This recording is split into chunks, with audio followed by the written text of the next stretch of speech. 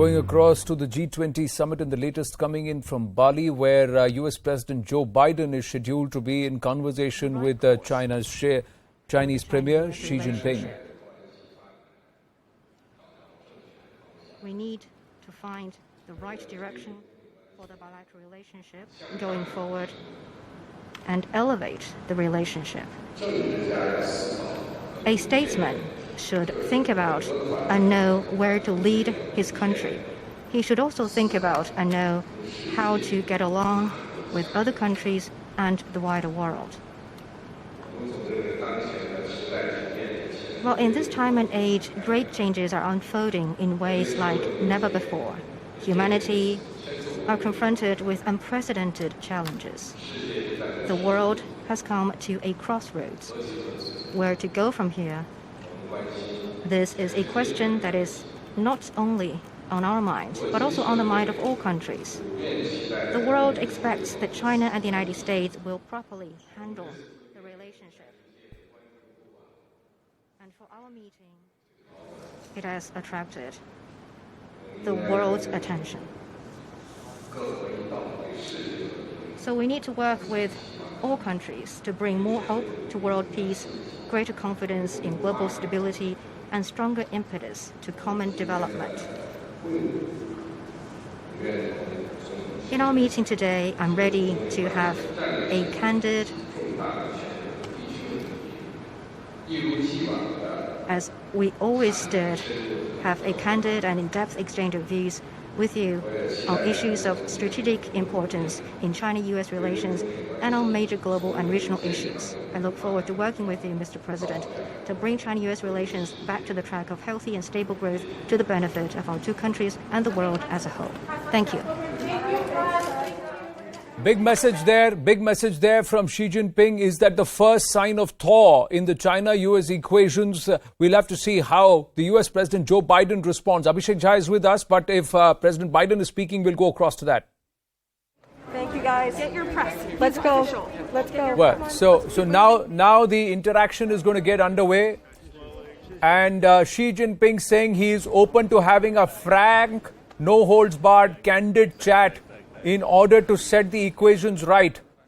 And he's also hailed or the reason to try to outline how statesmen should behave, not just work for the interest of their country, but also work with nations that they interact with. Now, is that a message, a veiled snipe at Joe Biden? That's the big question. But Xi Jinping saying, I'm willing to have a straight, frank chat.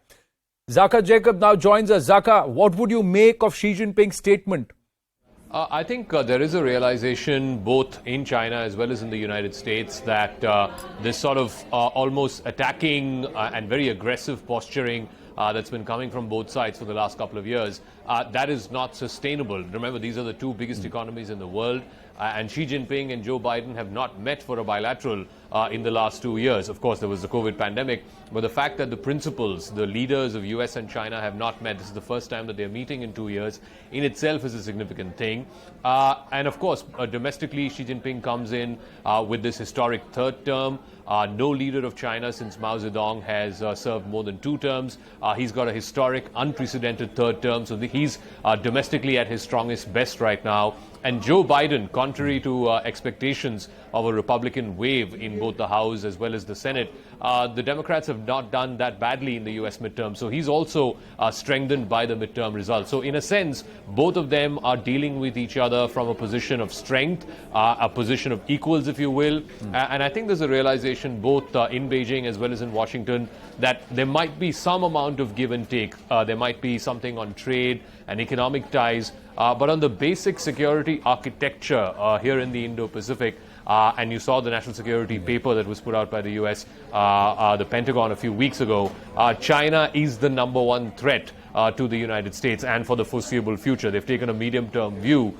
So I don't think that's going to change. But the next, let's say, about a year or so does give Biden some amount of elbow room before, of course, he starts to go back into campaign mode. That is, if he decides to run in 2024. But right. I think he has a window of about a year to try and see if they can make some concessions, particularly in the trade and economic front, But when it comes to, like I said, questions of Indian Ocean, questions of Taiwan, Taiwan's going to be a big talking point between these two leaders.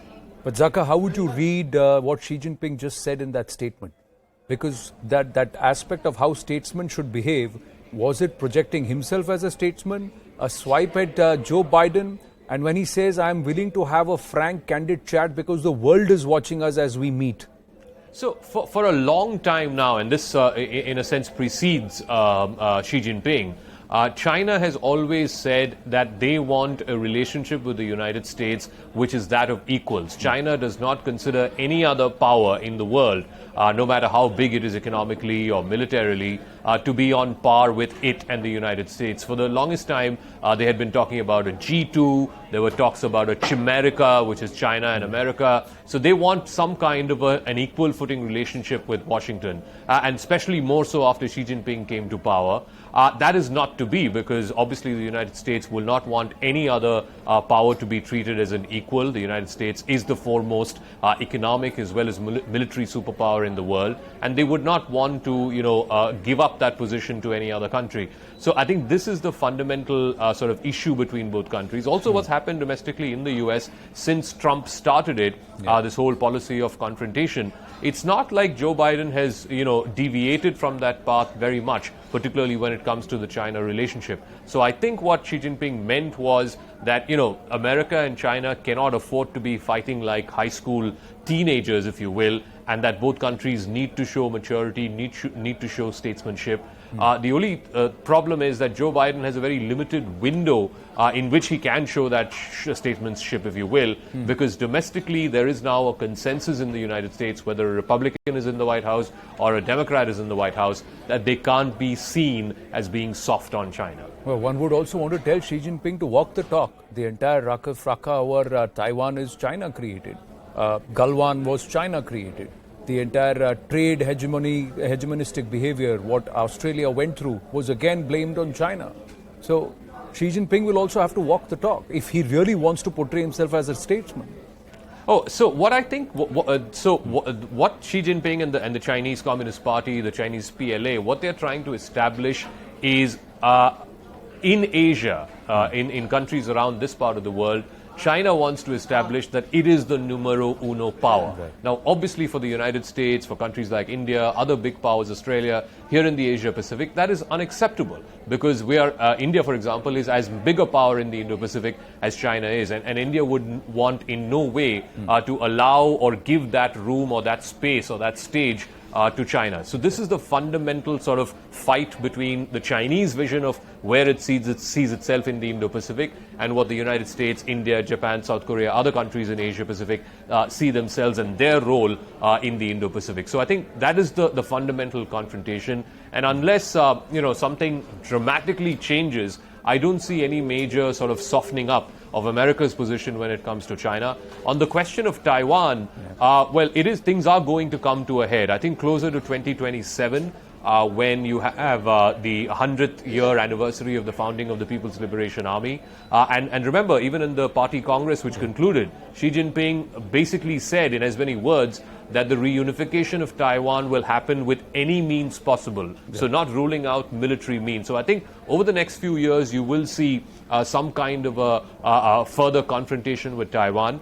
Also, domestically, let's not forget, there are midterm elections in Taiwan later this month. How does President Tsai Ing-wen's party do? Because if it does badly, then it gives some amount of hope to the opposition party there, the Kuomintang, which is seen as more pro-Beijing. So if the KMT does better than Tsai Ing-wen's DPP, that could give some window for sort of soothing the nerves a bit, if you will, between Taiwan and China. But if Tsai Ing-wen's party does well, then these sort of fears of a war between China and Taiwan will only further exacerbate.